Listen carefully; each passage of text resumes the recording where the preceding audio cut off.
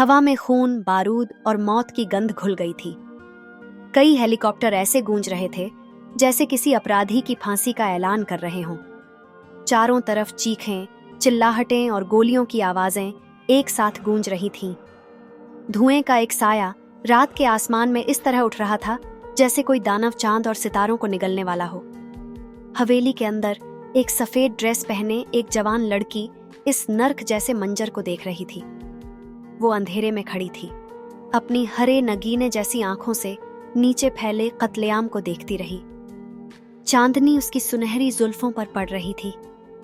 वो किसी और ही दुनिया की लग रही थी, जैसे कोई परी जो इंसानों को आपस में मरते देख रही हो, खुद उनसे परे, शुद्ध और शांत। लेकिन अफसोस, वो अमर नहीं थी। उसकी किस्मत में आज रात मरना लिखा था। उसने अपनी आंखें बंद की और एक गहरी सांस ली।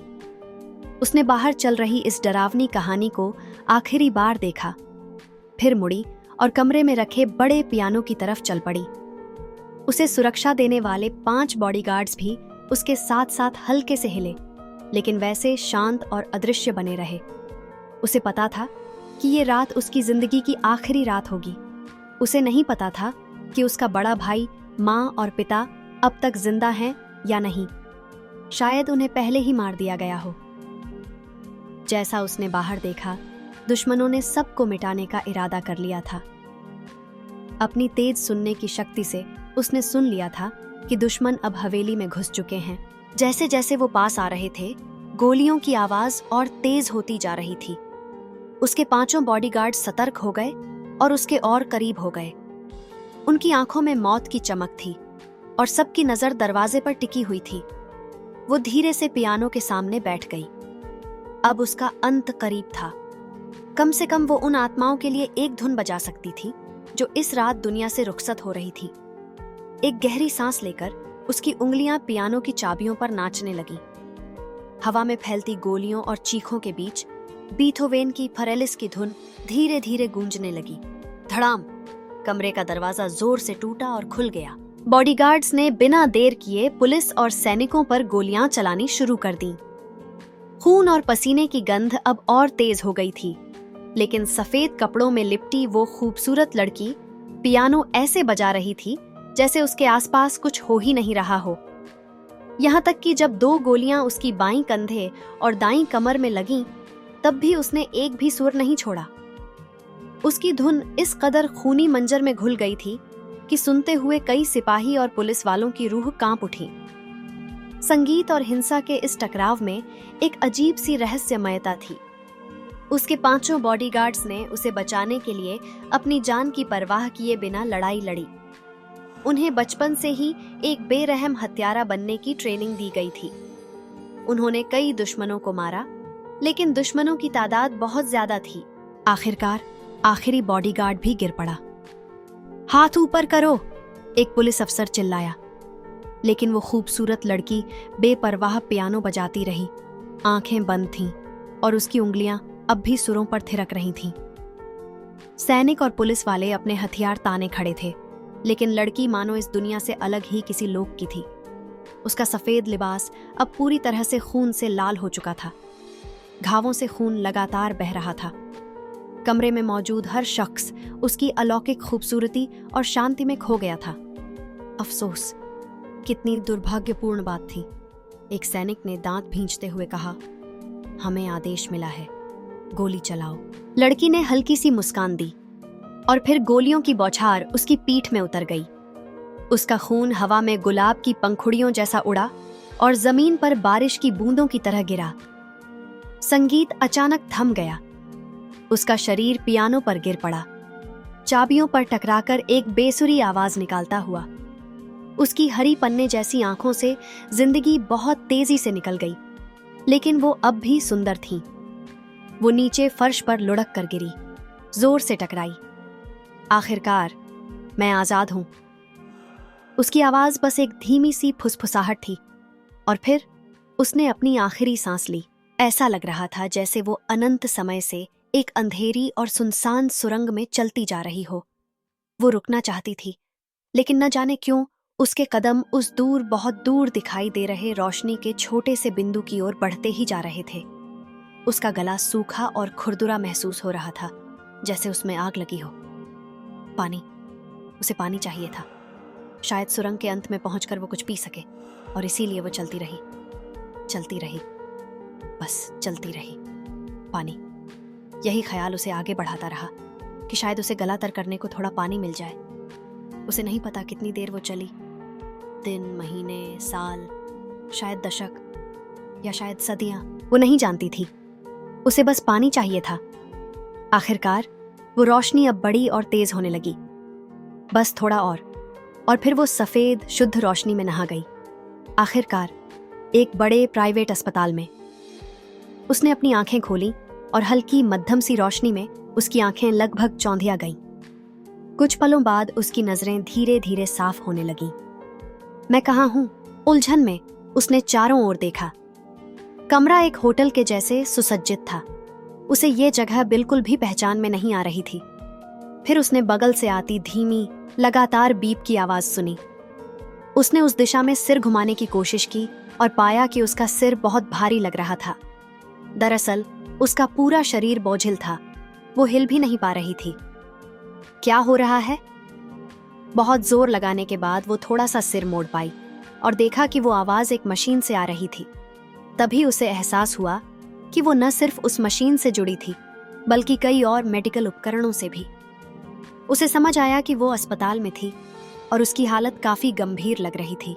नी, उसने बोलने की कोशिश की, लेकिन उसके फटे होठों से बस एक सूखी फुसफुसाहट निकली।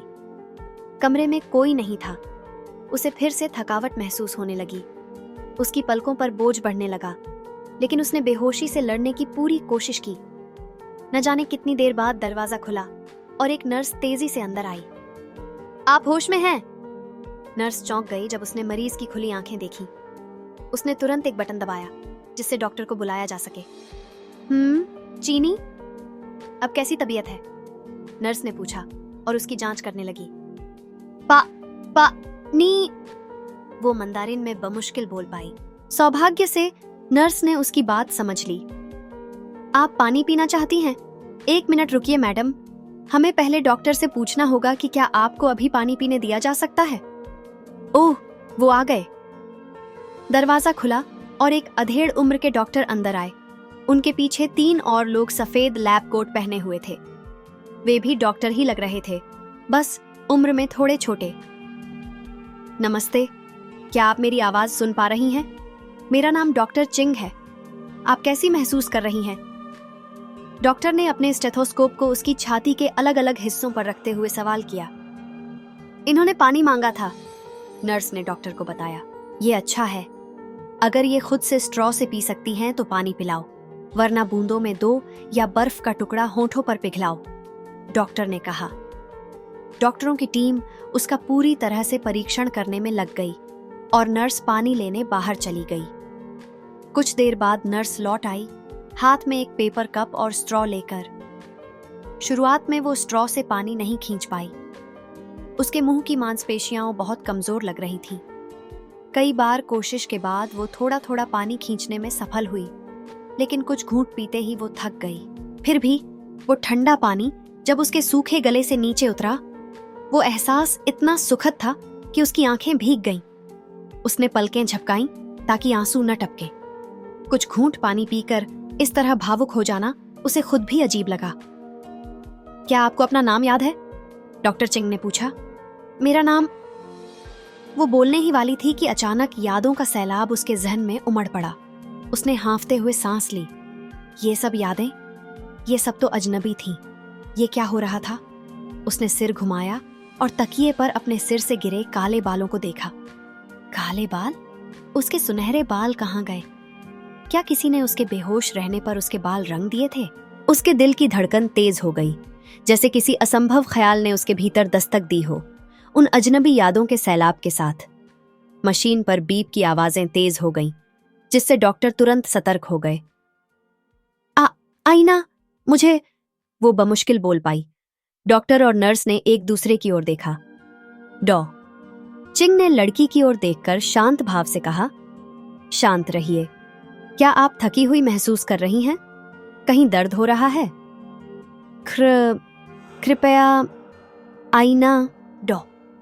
चिंग कुछ पल उसकी आंखों में देखता रहा, फिर हल्का सिर हिलाया। नर्स तुरंत बाहर गई। थोड़ी देर बाद वह एक आईना लेकर लौटी और उसे बिस्तर पर लेटी उस पीली पड़ी लड़की के सामने थाम दिया। लड़की ने जैसे ही आईने में देखा, उसकी आंखों ने वो चेहरा पहचाना ही नहीं। उसके सुनहरे बाल कहाँ थे, उसकी हरी आंखें कहाँ थीं? आईने में दिख रहा चेहरा उसका नहीं था। सीधे काले बाल और गहरे भूरे फीनिक्स जैसे आकार की आंखें। यह चेहरा साफ तौर पर किसी एशियाई लड़की का था। मशीन की बीप और तेज हो गई। डॉक्टर और नर्स घबरा गए। नर्स ने तुरंत आईना हटा लिया, जबकि वह लड़की अपनी आंखें बंद कर चुकी थी, इस सच्चाई को समझने और सहने की कोशिश में। आईने में जो अनजाना चेहरा उसने देखा, वही चेहरा कुछ पल पहले उसकी यादों की बाढ़ में भी था। उसने दोबारा आंखें खोली, विश्वास न कर पाने वाले भावों के साथ। ये असंभव है, ऐसा कैसे हो सकता है? क्या मैं सपना देख रही हूँ? ये बात जितनी अविश्वसनीय थी, उतनी ही सच लग रही थी। लेकिन फिर जो उसके साथ अभी हो रहा था, उसे वो कैसे समझाए? वो किसी और के शरीर में जागी थी। ये सदमा उसकी कमजोर हालत के लिए बहुत ज्यादा था। उसकी आंखें धीरे धीरे बंद हो गईं और वो एक बार फिर उसी परिचित अंधेरे में डूब गई। क्या आपको अपना नाम याद है? अगले दिन जब वो लड़की फिर से होश में आई, तो डॉ चिंग ने पूछा। मेरा नाम आइरिस लॉन्ग है। मैं कितने समय से कोमा में थी? कल की घबराहट के उलट आज उसकी आवाज में अजीब सी शांति थी। थोड़ा ज्यादा 1 साल, डॉक्टर ने जवाब दिया। समझ गई? वो चुपचाप लेटी रही और डॉक्टरों को अपनी जांच करने दी। अब उसके पास कोई विकल्प नहीं था। उसे मानना ही पड़ा कि वो किसी और के शरीर में जाग चुकी है। उसे पता था कि उसकी पहले की जिंदगी खत्म हो चुकी है और अब इस दूसरी जिंदगी को वो एक दूसरा मौका मानकर जीने वाली थी। वैसी जिंदगी जिसका उसने हमेशा सपना देखा था और जो पहले कभी उसकी किस्मत में नहीं थी। उसकी पिछली जिंदगी एक कैद थी, हमेशा पहरेदारी में रही, ऐसी विद्या और कौशल सीखने के लिए मजबूर की गई जिनमें उसकी कोई दिलचस्पी नहीं थी। न कहीं बाहर जाने की इजाजत थी, न किसी से मिलने की। एक पिंजरे में बंद पंछी, वो यही थी। लेकिन अब उसे पर फैलाने और जितनी ऊंचाई चाहो उड़ने का मौका मिला है। आजादी, यही वो चाहती थी। अगर इसका मतलब ये था कि उसे किसी और की जिंदगी जीनी होगी, तो भी वो खुशी खुशी ये नई पहचान स्वीकार कर चुकी थी। एवलीना अब मर चुकी थी। वो खून से सनी उस रात 25 साल की उम्र में हमेशा के लिए चली गई और अब वो 19 साल की आइरिस लॉन्ग के रूप में जागी थी, एक बिंदास पॉप सिंगर और पार्टी गर्ल। 1 साल पहले आइरिस लॉन्ग क्लब में पार्टी से लौट रही थी जब उसे बहुत देर से पता चला कि उसकी कार के ब्रेक ने काम करना बंद कर दिया है। कार उसके काबू से बाहर हो गई और एक इमारत से जा टकराई। उसकी नई स्पोर्ट्स कार पूरी तरह तबाह हो गई। चोटें इतनी गंभीर थीं कि वो कोमा में चली गई। सिर्फ लाइफ सपोर्ट मशीनों की मदद से उसकी सांसें चलती रहीं। असल आइरिस लॉन्ग उस कार एक्सीडेंट में मर चुकी थी, लेकिन उसका शरीर बच गया था। अब उसमें एक दूसरी आत्मा थी और इस नए जीवन की मालिक ने तय कर लिया था कि अब वो पूरी आजादी और अपने नियमों पर जिंदगी जिएगी। मैं यहाँ से कब जा सकती हूँ, एवलीना? अब आइरिस वॉन ने डॉक्टर चिंग से पूछा। वो इस नई जिंदगी को जीना शुरू करने के लिए और इंतजार नहीं कर पा रही थी। जल्दबाजी मत करो, डॉक्टर ने समझाया। हमें अभी और परीक्षण करने हैं, ये सुनिश्चित करने के लिए कि किसी तरह की कोई जटिलता ना हो। जब तुम शारीरिक रूप से थोड़ी और स्वस्थ हो जाओगी, तब फिजियोथेरेपी और रिहैबिलिटेशन कराना होगा ताकि शरीर की ताकत और गतिशीलता वापस आ सके। उसने लंबी सांस ली। वो और सवाल पूछने ही वाली थी कि तभी दरवाजा खुला और एक तेज और भारी उद इत्र की खुशबू कमरे में फैल गई। आइरिस ने नाक सिकोड़ी और उस ओर देखा जहां से तेज खुशबू आ रही थी। वहां एक औरत खड़ी थी, भारी मेकअप, परफेक्ट बालों की स्टाइलिंग, चमकदार लाल रंग की लंबी ड्रेस और हीरों से जड़े बेहद ऊंचे हील्स पहने हुए। वेईलान ठाठ से चलती हुई डॉक्टरों को एक ओर धकेलती चली आई। और अपनी बेटी के दोनों गालों के पास हवा में झूठे चुंबन देती हुई झुकी। ओह मेरी प्यारी बेटी, माँ कितनी ज्यादा खुश है कि तुम जाग गई। माँ तो तुम्हारे लिए बहुत ही चिंतित थी। उसने अपने डिजाइनर पर्स से नाजुक कढ़ाई वाला रुमाल निकाला और अपनी सूखी आंखों से आंसू पोंछने लगी, जो असल में थे ही नहीं। आयरिस ने मुंह से सांस लेना शुरू कर दिया। उस महिला के इत्र की महक बहुत तेज थी। मूल आयरिस की यादों के अनुसार उसका अपनी माँ से कोई खास लगाव नहीं था। असल में उसका अपने परिवार के किसी भी सदस्य से कोई करीबी रिश्ता नहीं था। वेई लान, जो कभी एक संघर्षरत मॉडल थी, ने लॉन्ग टेंग फेई से सिर्फ उसकी दौलत और रुतबे के लिए शादी की थी। जब उनका तलाक हुआ तो वेई लान ने अपनी बेटी का इस्तेमाल करते हुए अपने पूर्व पति से बेहिसाब एलिमनी और चाइल्ड सपोर्ट निकलवाया। तलाक के 1 महीने के अंदर ही वेई लान ने कई अमीर प्रेमी बना लिए, बिल्कुल वैसे ही अमीर जैसे उसका एक्स हस्बैंड। इस वजह से लॉन्ग परिवार वेई लान और उसकी बेटी दोनों से नफरत करता था और उन्हें नीचा समझता था। वेई लान ने अपनी बेटी को बहुत छोटी उम्र में शोबिज में धकेल दिया। आयरिस ने एक बाल कलाकार के रूप में विज्ञापनों से शुरुआत की और फिर एक टीन पॉप सिंगर बन गई। हालांकि लॉन्ग टेंग फेई अपनी इस बेटी को लेकर शर्मिंदा रहता था, पर खून तो उसका ही था। अपनी पूर्व पत्नी की लालच को समझते हुए उसने आयरिस के लिए एक फाइनेंशियल मैनेजर रख दिया, ताकि न सिर्फ वेई लान बल्कि खुद आयरिस भी उसकी कमाई को बर्बाद न कर सके। ये बात वेई लान को बिल्कुल पसंद नहीं आई, लेकिन वो कुछ कर भी नहीं सकती थी। इसीलिए उसने अपनी खींच और गुस्सा अपनी ही बेटी पर निकालना शुरू कर दिया। यही वजह थी कि उनके बीच का रिश्ता बेहद तनावपूर्ण और सतही बन गया। पिता बेटी का रिश्ता भी कुछ बेहतर नहीं था। लॉन्ग टेंग फेई ने ये सब अपनी बेटी की भलाई के लिए किया, लेकिन आयरिस नासमझ और बचकानी थी। उसे लगता था कि उसका पिता उसे सजा दे रहा है, उसकी कमाई और पॉकेट मनी तक पूरी पहुंच न देकर। वेई लान ने भी बेटी को पिता के खिलाफ भड़काने का कोई मौका नहीं छोड़ा। आयरिस को हमेशा लगता रहा कि उसका परिवार उसे प्यार नहीं करता, इसीलिए वो ज्यादा से ज्यादा शोहरत पाने के लिए कुछ भी करती थी। भड़काऊ गाने गाना, जंगलों जैसी पार्टीज में जाना, सेलिब्रिटीज से चिपकना और ढेर सारे अजीबो गरीब ड्रामे। उसे लगा था कि ज्यादा शोहरत शाश ज्यादा प्यार। हाँ, उसे फैंस मिले, लोगों को उसके गाने और खूबसूरती पसंद आई, मगर एक इंसान के तौर पर शायद ही किसी ने उसे सच में पसंद किया हो। आयरिस ने अपनी कनपटियों को मसला और थकी हुई सांस छोड़ी। अब जब वह इस शरीर की नई मालिक बन चुकी थी तो उसे बहुत सी चीजों को सुधारना था। तभी जाकर वह स्वतंत्रता और आजादी पा सकेगी, जिसकी वह हमेशा से तड़प रखती थी। आयरिस लॉन्ग की जिंदगी एक गड़बड़झाला थी, लेकिन उसे इस नए जीवन में कूदने का रोमांच महसूस हो रहा था। हनी, तुम्हारा सिर दर्द कर रहा है? वेई लान ने तुरंत डॉक्टरों की तरफ घूरते हुए चिल्लाया। तुम लोग कुछ कर क्यों नहीं रहे? क्या तुम डॉक्टर नहीं हो? मेरी बेटी का सिर दर्द दूर करो अभी। तुम सब निकम्मे हो। अस्पताल के डायरेक्टर को बुलाओ, मैं कहूंगी तुम्हें बदलवा दें। तुम जानते भी हो मैं कौन हूँ। मेरे एक्स हस्बैंड लॉन्ग इंडस्ट्रीज के प्रेसिडेंट सीईओ हैं। माँ, कृपया शांत हो जाइए, मैं ठीक हूँ। डॉ चिंग और बाकी सब मेरी पूरी मदद कर रहे हैं। वह अब एक नई आत्मा थी जो किसी और के शरीर में आ बसी थी। ये औरत वेई लान भले ही असली आयरिस की माँ हो, पर उसके लिए एक अजनबी थी।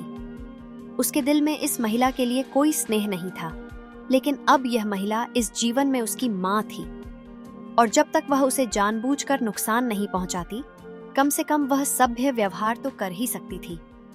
डॉ चिंग ने कृतज्ञ मुस्कान दी। डॉक्टरों की टीम ने चेकअप पूरा किया और कमरे से बाहर निकल गई। दरवाजा बंद होते ही वेई लान पूरे ठाठ से बिस्तर के पास रखी कुर्सी पर बैठ गई, अपनी लंबी टांगें क्रॉस की और एक बेहद नाटकीय सांस छोड़ी। अपने पापा से जरूर मिलो। तुम 1 साल कोमा में थीं, पूरे 1 साल। 1 साल बिना फेशियल्स और शॉपिंग के। कितना भयानक। मेरी बेचारी बेटी, तुम्हें उनसे कुछ भी मांगने का पूरा हक है।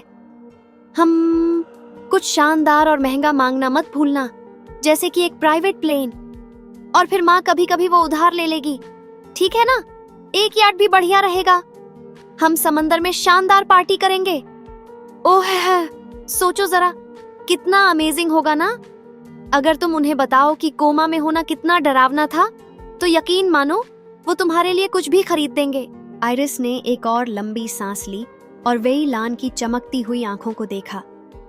वह जानती थी कि महिला अब तक सपनों में खो चुकी थी।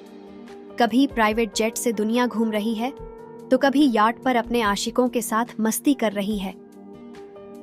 पापा को मेरी हालत के बारे में पहले ही पता है, आइरिस ने शांति से कहा, क्योंकि मेरी मेडिकल बिल्स वहीं भर रहे हैं। अब वो मिलने आते हैं या नहीं, ये उनके ऊपर है। मुझे बस अपनी रिकवरी पर फोकस करना है और जल्द से जल्द घर लौटना है। ओह, तुम लॉन्ग्स के घर वापस जा रही हो?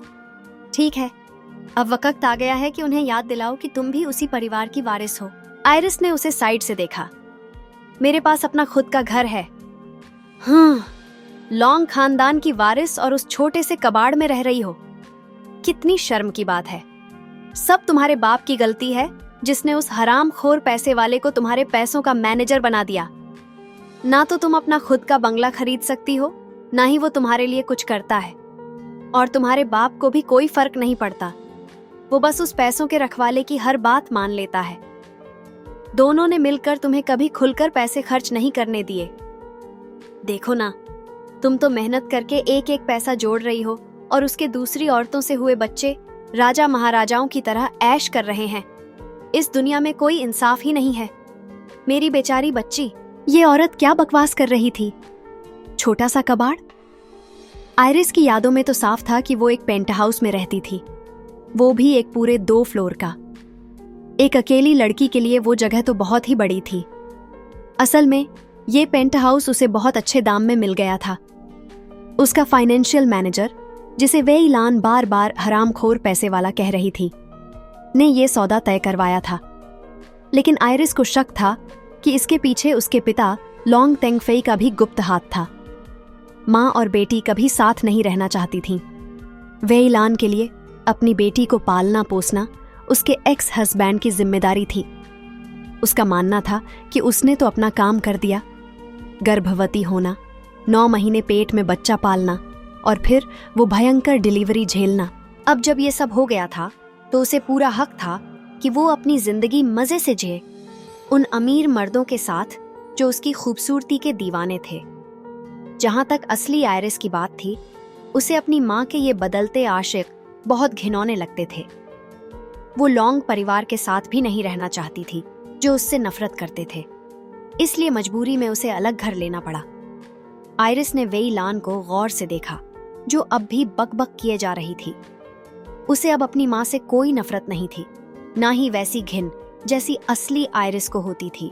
वेई लान को पैसे से प्यार था, खूबसूरती से प्यार था और सबसे ज्यादा खुद से प्यार था। फिर भी वो कोई खतरनाक औरत नहीं थी। हाँ, जरूर वो एक सेल्फ सेंटर्ड औरत थी, लेकिन किसी को नुकसान पहुंचाने वाली नहीं। सीधे शब्दों में कहें तो वेई लान एक ऊपरी चमक दमक वाली मगर खोखली इंसान थी, और असली आइरिस भी वैसी ही थी।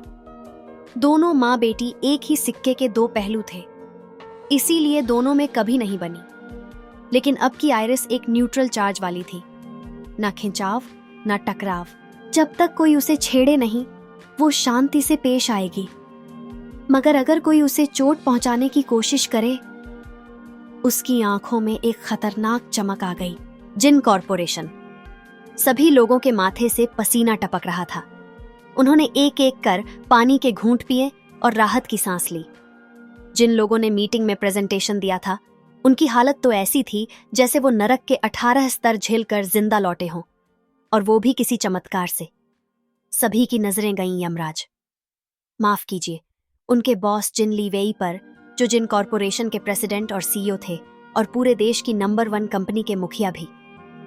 हमेशा की तरह वो आज भी बेहद शांत, रौबदार और खतरनाक रूप से हैंडसम लग रहे थे।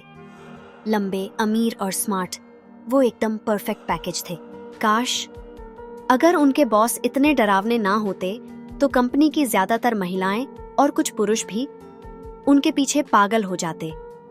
एक बार अगर वो मुस्कुरा देते, तो लोग खुशी खुशी मरने को भी तैयार हो जाते।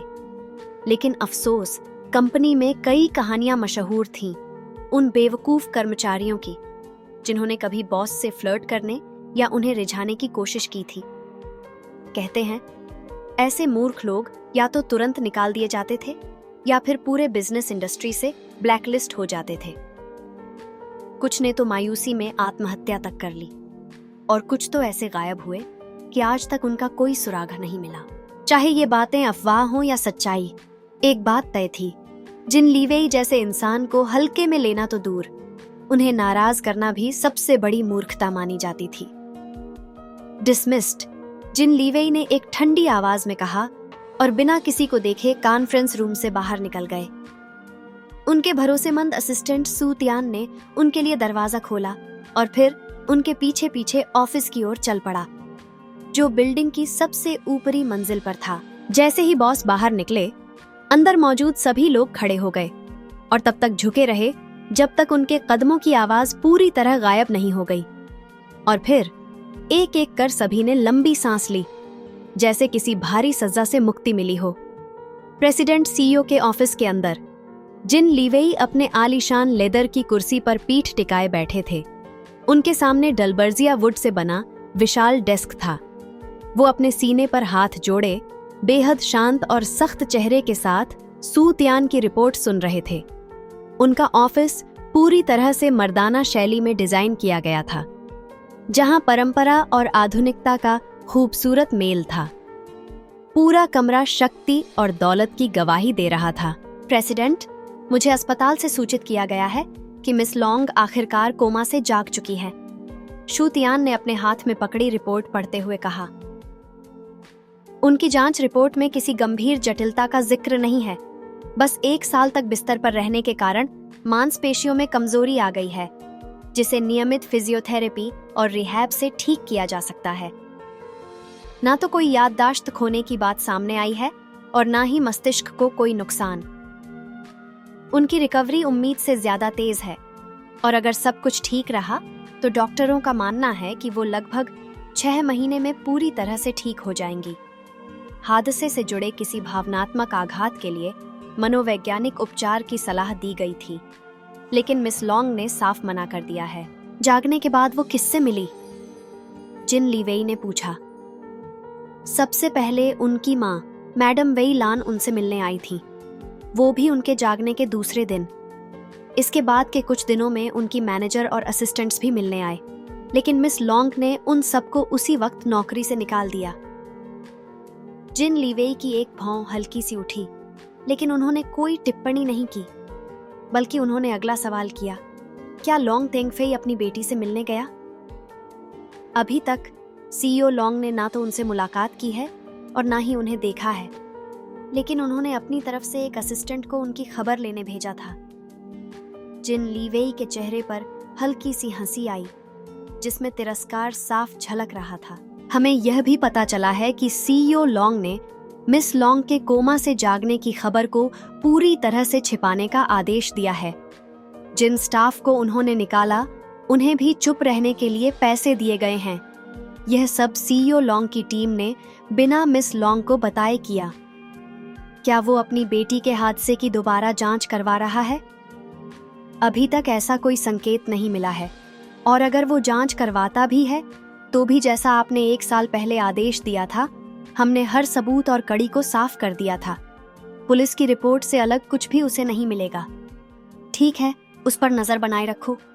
समझ गया। जिन लीवेई कुछ पल सोचते रहे, फिर पूछा, क्या मेरे भाई को इसकी खबर है? मुझे नहीं लगता। प्रेसिडेंट लॉन्ग ने खबर को पूरी तरह लॉकडाउन कर दिया है, तो जब तक मिस लॉन्ग खुद सेकंड मास्टर को फोन करके नहीं बताती, तब तक उन्हें पता नहीं चलेगा। जिन लीवेई ने सिर हिलाया, जैसे राहत की सांस ली हो। मैं चाहता हूं कि वो चोंग लिन और फैन लुओं से दूर ही रहे। मेरा भाई और उसकी मंगेतर जल्द ही शादी करने वाले हैं, और इस समय हमारे परिवार को किसी भी तरह के विवाद की कोई जरूरत नहीं है। समझ गया। और कोई आदेश, प्रेसिडेंट? नहीं, तुम जा सकते हो। शू तियान ने झुककर सलाम किया और ऑफिस से बाहर निकल गया। फिर दरवाजे के पास अपने डेस्क की तरफ चला गया। 3 महीने बाद मोजार्ट की रोंडो अला तुर्का की सुर लहरियां पेंट हाउस के विशाल कमरे में तैर रही थीं और आइरिस लॉन्ग की उंगलियां पियानो की कुंजियों पर नाच रही थीं। पुरानी हाउसकीपर यी मेई अपनी यंग मिस को इतनी कुशलता, इतनी खूबसूरती और इतनी शालीनता से पियानो बजाते हुए देख रही थी जैसे कोई परी हो। सीलिंग हाई कांच की खिड़कियों के पार शहर की जगमगाती रोशनी उस दृश्य को और भी अलौकिक बना रही थी। ये मैं जानती थी कि यंग मिस पहले भी पियानो बजा लेती थी, लेकिन उन्होंने कभी भी उन्हें इतनी गंभीरता और नियमितता से बजाते नहीं देखा था। जो सफेद ग्रैंड पियानो पहले केवल सजावट के लिए रखा गया था, अब अपने असली मकसद को गर्व से निभा रहा था। जब से आइरिस लॉन्ग 1 महीने पहले अस्पताल से वापस लौटी थीं, तब से यंग मिस के अचानक बदलते स्वभाव ने यी मेई को बार बार हैरान और प्रभावित किया था। कार एक्सीडेंट से पहले इस बिगड़ैल लड़की की सेवा करना एक जीता जागता दुःस्वप्न था। नौकरों के लिए उसके अंदर ना कोई सम्मान था और ना ही कोई संवेदना। वो जरा सी बात पर जोरदार गुस्सा करती थीं और ऐसा अक्सर होता था कि नौकरों की छोटी सी गलती पर भी वो उन्हें जलील कर देती थीं। नतीजा यह होता कि नए नए रखे गए नौकर रोते हुए नौकरी छोड़ जाते और फिर से नए नौकरों को रखने की जिम्मेदारी आती थी, जो अक्सर यी मेई के सिर पर ही पड़ती थी। यही सिलसिला चलता रहता था। यी मेई थक चुकी थी, लेकिन वो मास्टर तेंगफेई के प्रति वफादार थीं, इसलिए सब कुछ चुपचाप सहती रहीं, भले ही उन्हें वो लड़की 1 मिनट के लिए भी पसंद नहीं थी। सच कहें तो जब एक्सीडेंट हुआ और 1 साल तक यंग मिस कोमा में रहीं, तो यी मेई को राहत मिली थी। उन्हें इस पर अपराध बोध तो हुआ, लेकिन सच्चाई यही थी। जब उन्हें खबर मिली कि वो कोमा से बाहर आ गई हैं और जल्द ही घर लौटने वाली हैं, तो उनके मन में डर और घबराहट भर गई। लेकिन उन्होंने अपने चेहरे पर कुछ नहीं आने दिया। वो बहुत अनुशासित थीं। उन्होंने खुद को संभाला और बिना किसी शिकन के उनका स्वागत किया। लेकिन जब यंग मिस वाकई घर लौटी, तो सब कुछ बिल्कुल उलट हो गया। शायद उस हादसे ने उनके व्यक्तित्व को अंदर से झकझोर दिया था, शायद इतनी गहराई तक कि अब वो बिल्कुल अलग इंसान बन गई थी। जैसे ही आइरिस घर लौटी, उसने सबसे पहले लोगों को नौकरी से निकालना शुरू किया।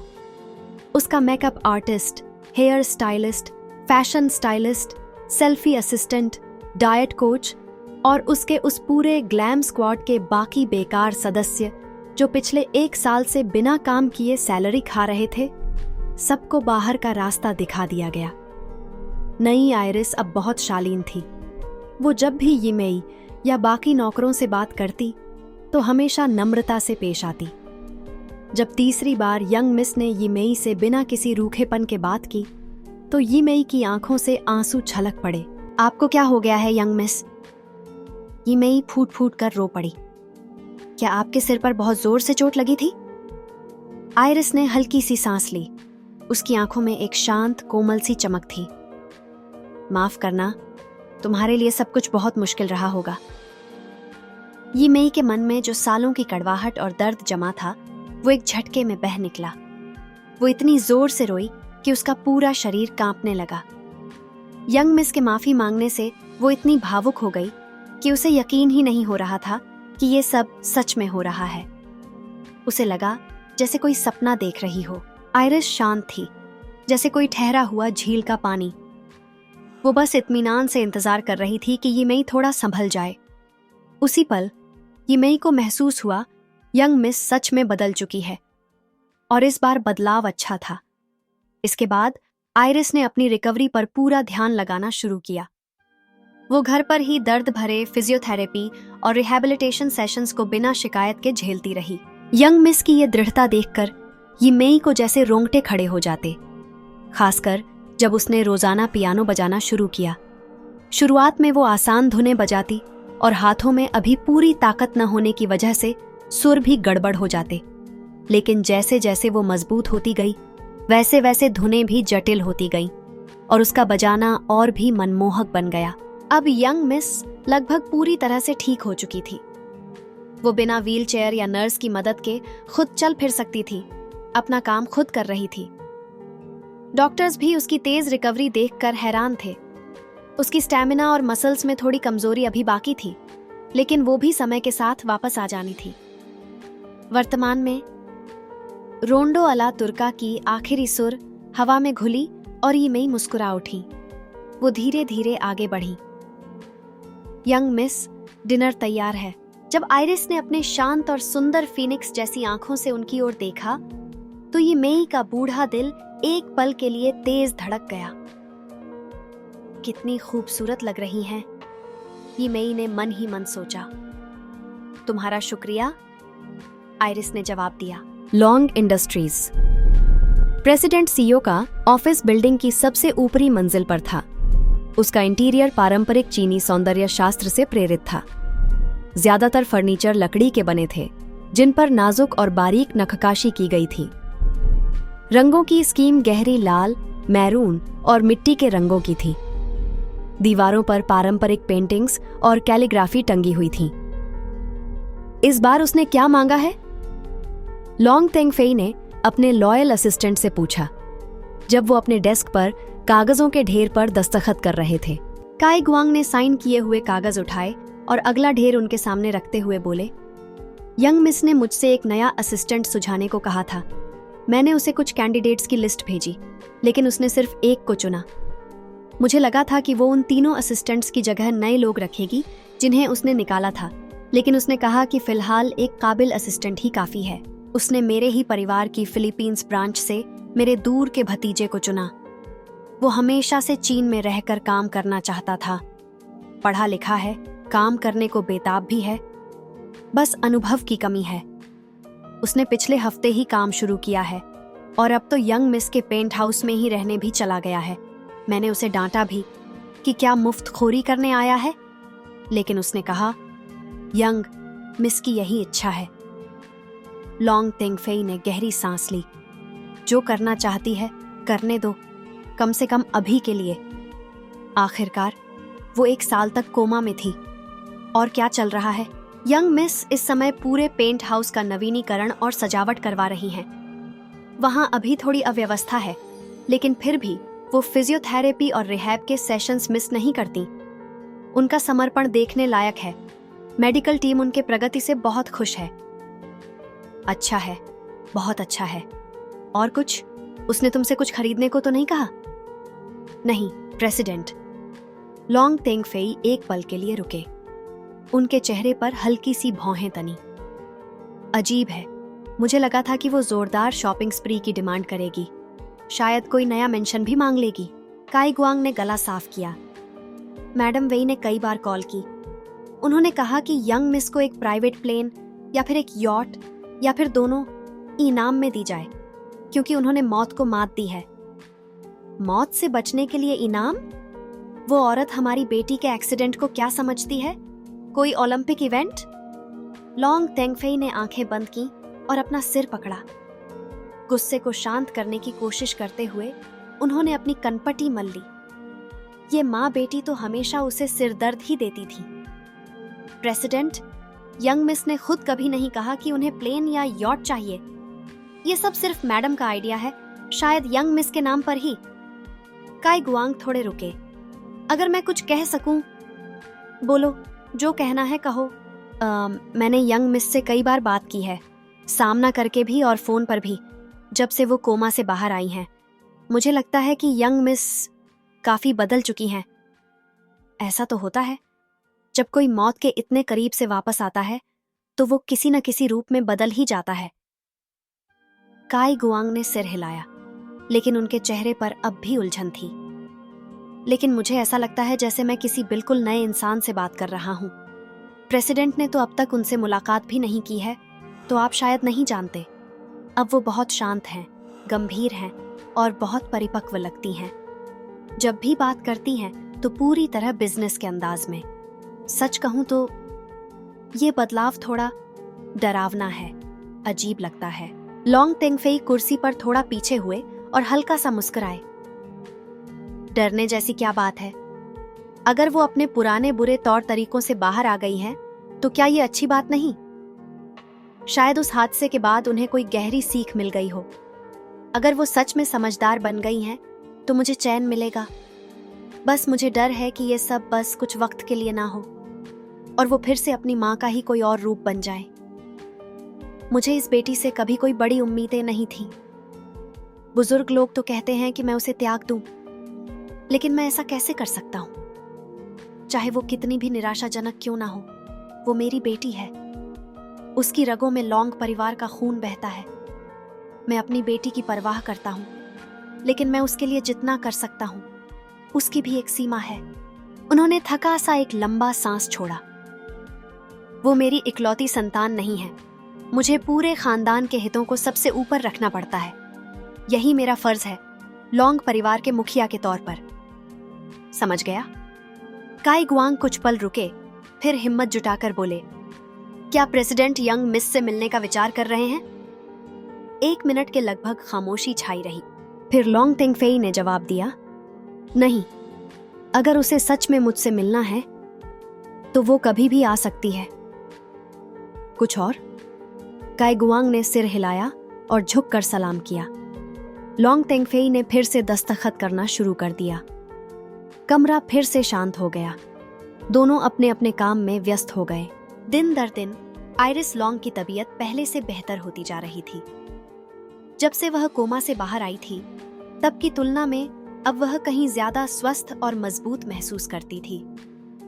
अब उसे सिर्फ हफ्ते में एक बार ही फिजियो और रिहैब सेशंस की जरूरत पड़ती थी। फिर भी वो अपनी मौजूदा शारीरिक हालत से संतुष्ट नहीं थी। उसके शरीर की मांसपेशियों में अब भी ताकत की कमी थी और एक सीढ़ी चढ़ने भर से उसकी सांस फूलने लगती थी।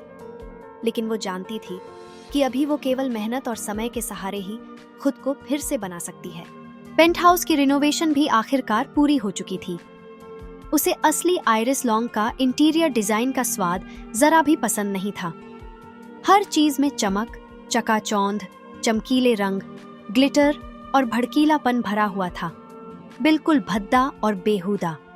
अब जब वो आइरिस लॉन्ग के रूप में जी रही थी, तो उसने हर चीज को बदल दिया, क्लासिक और सुरुचिपूर्ण अंदाज में। नया सजा हुआ पेंट हाउस अब एक शांत और परिष्कृत माहौल देता था। उसने एक बड़ा लाइब्रेरी ऑफिस भी बनवाया था, जिसके साथ एक कंप्यूटर रूम जुड़ा हुआ था, पासवर्ड लॉक्ड दरवाजे से अलग। लाइब्रेरी में उसने ढेर सारी किताबें रखी, कई भाषाओं में। उनमें से बहुत सी उसकी पिछली जिंदगी की पसंदीदा किताबें थीं। कंप्यूटर रूम का डिजाइन उसने खुद तैयार किया था। अभी वहां कुल 17 अत्याधुनिक कंप्यूटर और डिवाइसेस व्यवस्थित रूप से लगाए गए थे। एक पूरी दीवार फ्लैट स्क्रीन मॉनिटरों से ढकी हुई थी। यह कमरा किसी स्पेसशिप के कॉकपिट जैसा लगता था। और अभी तो सब कुछ पहुंचा भी नहीं था। कुछ उपकरणों की डिलीवरी अभी बाकी थी।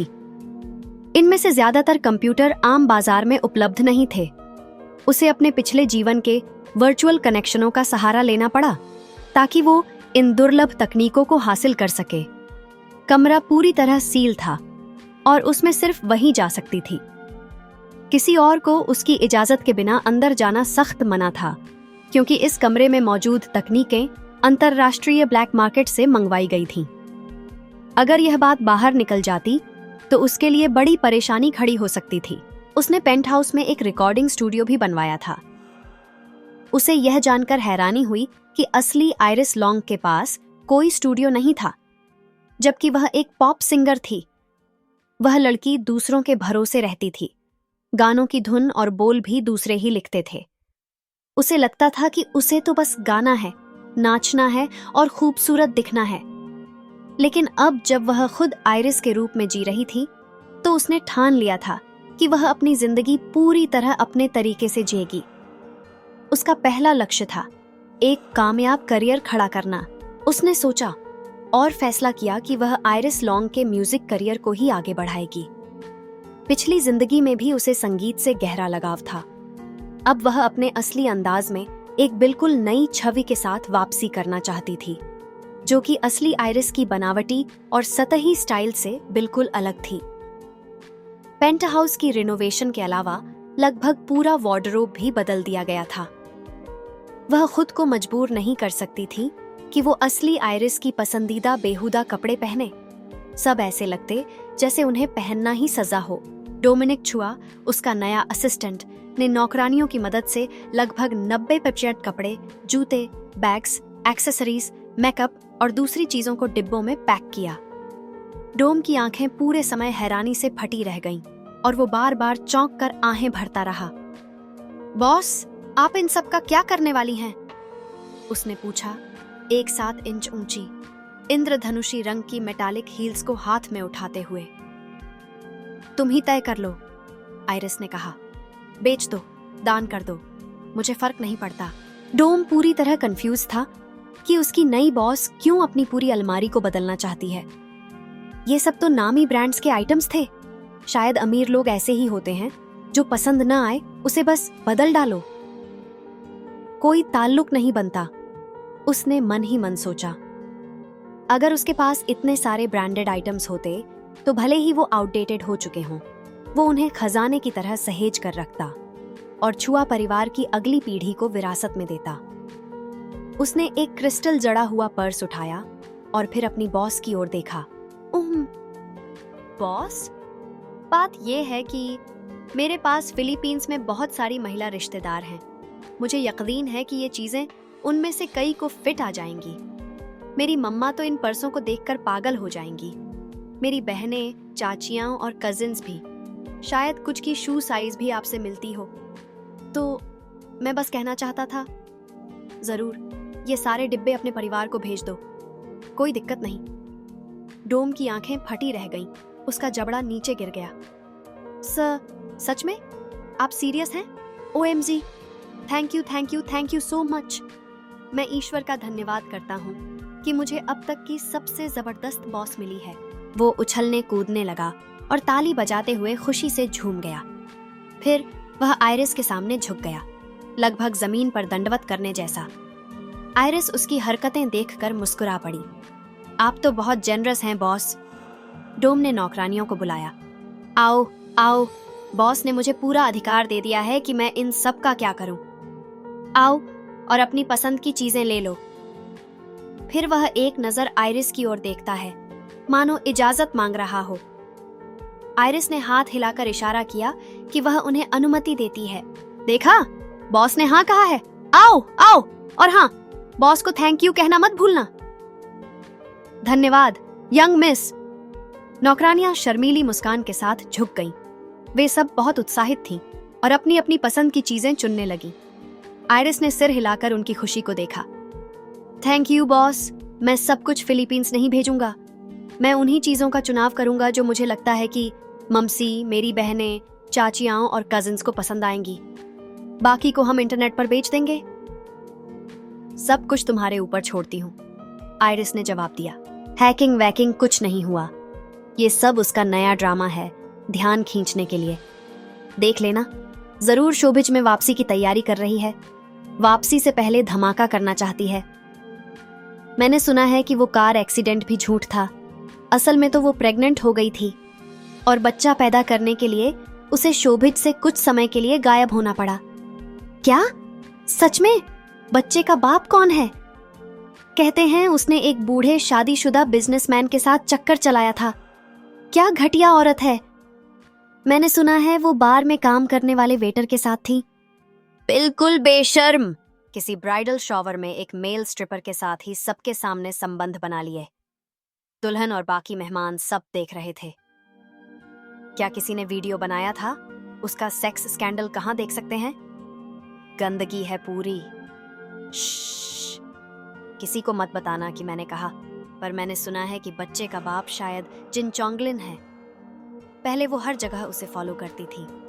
जहां भी जिन चोंगलिन जाते, वो वहां पहुंच जाती। उसने उसे फंसाया और 1 नाइट स्टैंड किया। प्रेग्नेंट हो गई, लेकिन जिन फैमिली ने उसे और बच्चे को मानने से इनकार कर दिया। स्कैंडल छुपाने के लिए जिन फैमिली ने चोंगलिन की सगाई फैमिली फैन की वारिस फैन लुओ से करा दी। अब जिन चोंगलिन के फैंस भड़क उठे। क्या बकवास है ये? उस डायन ने जरूर उसे ड्रग किया होगा। हमारे प्यारे प्रिंस लिन लिन के साथ ऐसा कैसे कर सकती है वो औरत? क्या वो उसे जबरदस्ती? झूठ मत फैलाओ। प्रिंस लिन लिन कभी भी उस गंदी औरत को हाथ नहीं लगाते।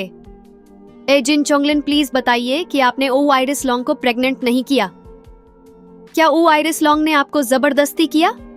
ए जिन चोंगलिन, कुछ तो कहिए। प्रिंस लिन लिन के साथ तो फैन लुओ हैं, उनकी जल्द शादी होने वाली है। कैन लिन लुओ फॉरएवर। हम दिल से लिया लिन लुओ को सपोर्ट करते हैं। मर जा आइरिस लॉन्ग, हमारे प्रिंस से दूर रह, एक यूजर ने लिखा।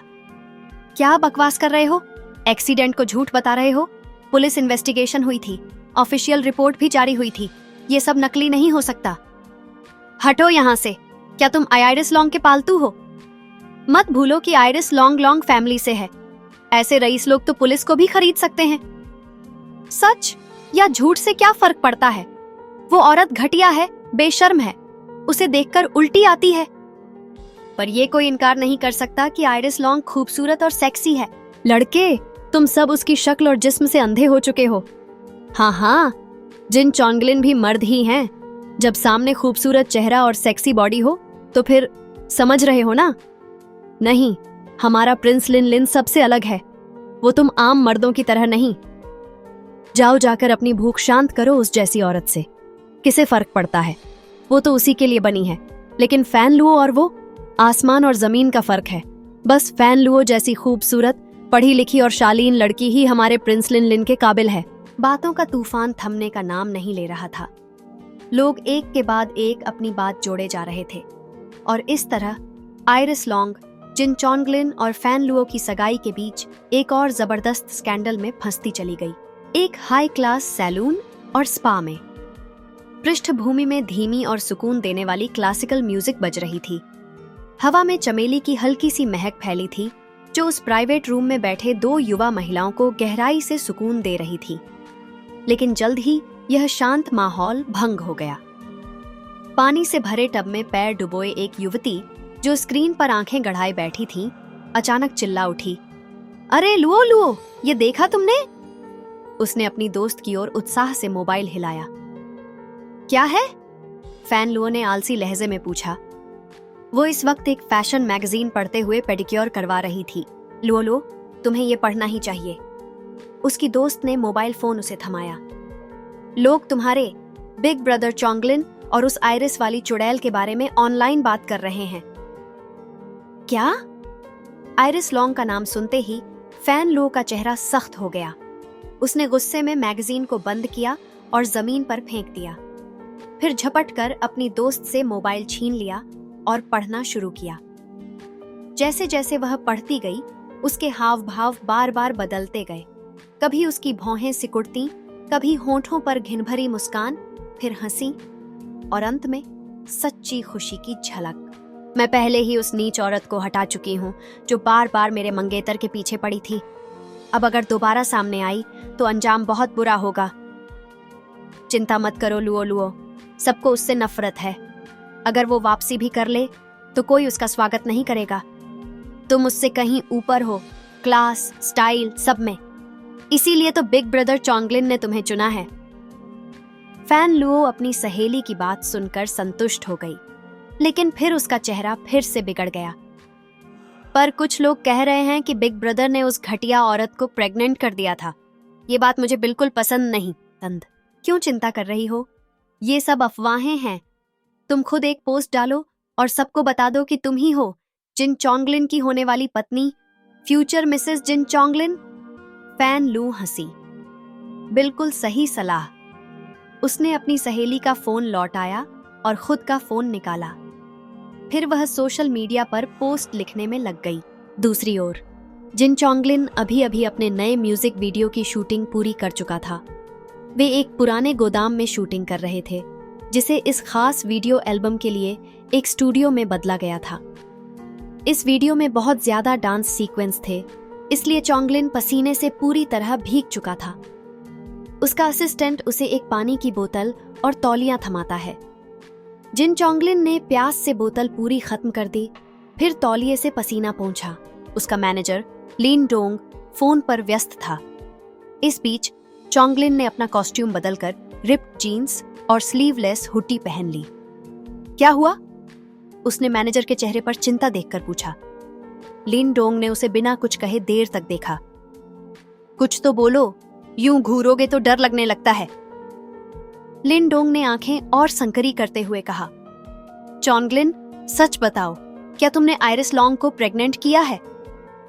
क्या? कैसी बकवास कर रहे हो? जिन चोंगलिन अवाक रह गया।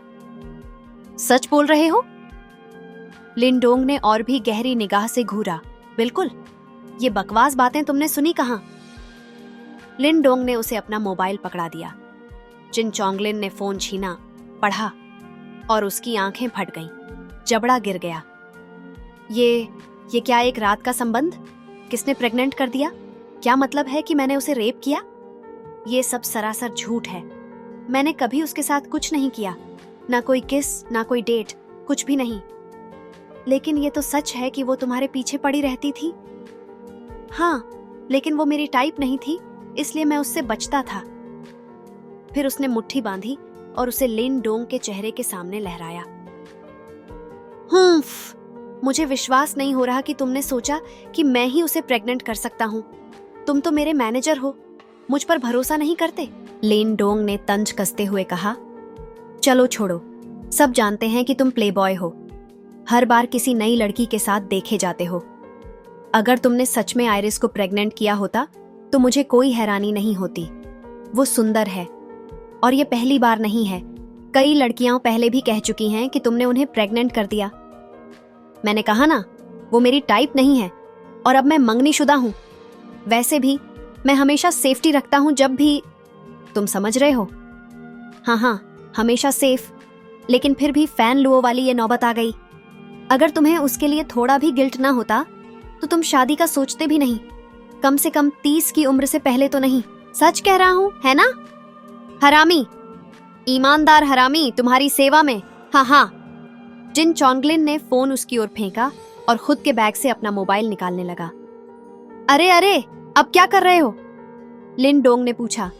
और क्या, अब सच सामने लाना पड़ेगा। जिन चोंगलिन ने जवाब दिया। ठीक है, लेकिन पोस्ट डालने से पहले मुझे दिखा देना। और इसके साथ ही जिन चोंगलिन ने अपने और आयरिस लॉन्ग को लेकर फैल रही अफवाहों पर अपना ब्लॉग पोस्ट लिखना शुरू कर दिया।